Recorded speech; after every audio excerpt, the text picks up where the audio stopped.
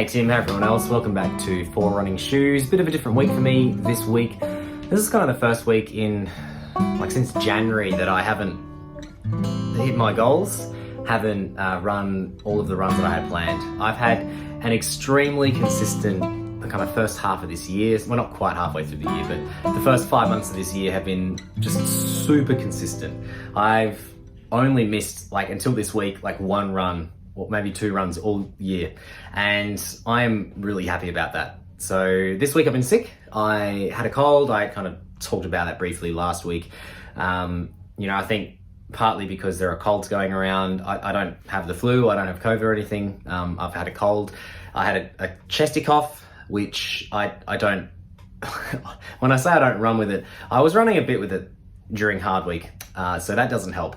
And I think, running these longer weeks, running high mileage, it does put the immune system under a bit more strain, just because your body's under that extra physical stress. So I left myself a little bit open there. And so I kind of, that and all of the other stresses of things and, just colds are going around. I ended up taking a little bit of time off work, and I took most of the week off running. I haven't skipped a run in a long time. So that was very strange. I think in this current season of, being a human, when we have to hold our plans fairly loosely, I've enjoyed that my running has been something that's been not super loose. It's been really tight. I've been able to run as I've planned.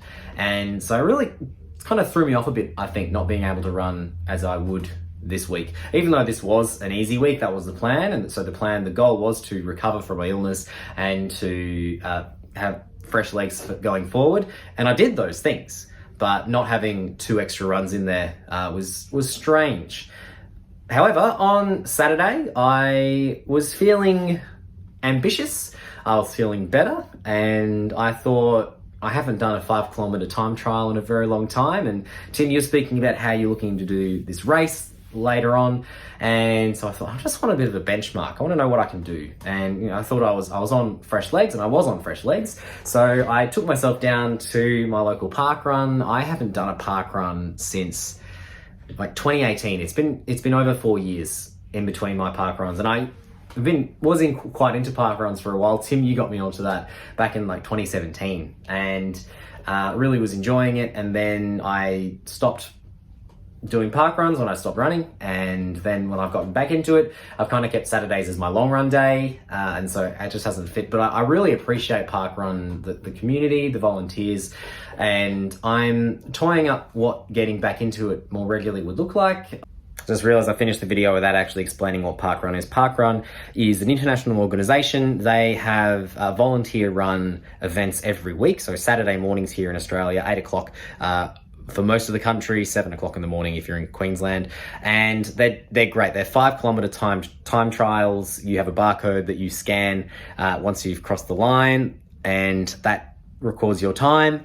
They give you a chip and time that, and then you scan the barcode, and it's all collected on their database, so you can go and check your running history. And it's great. It's really well run. It's a really fantastic and motivating program for people to get into running and to grow as runners. There are some really great runners who participate in ParkRun. It's a great place to train for, and to just monitor your progress. I really like it. I know that when I was running ParkRuns, it was really satisfying to see my PBs continue to happen as I progressed. And I think part of the reason maybe that I haven't gone back is that I know that I was a way off my PB. My personal best was 20 minutes and 47 seconds for a 5-kilometer. But I thought, going into Saturday, I thought, I reckon I could probably run a PB. Just thinking about all the other PBs I'm running. I ran, a couple of weeks ago, I ran a 10K PB without really going for it. So I'm thinking, I'm in pretty good nick at the moment. And I ended up running a new personal best. So I ran 2016. I was targeting faster than 20 minutes, but I haven't trained speed really in the last 3 months. So other than my tempo runs, where I'm hitting but faster than 4 minutes a kilometer for maybe 1 or 2 kilometers to go, I wasn't able to sustain it. I haven't got leg speed yet. So I am feeling like that is within my grasp. Being sick the week before also doesn't help, but I feel like that's within my grasp now.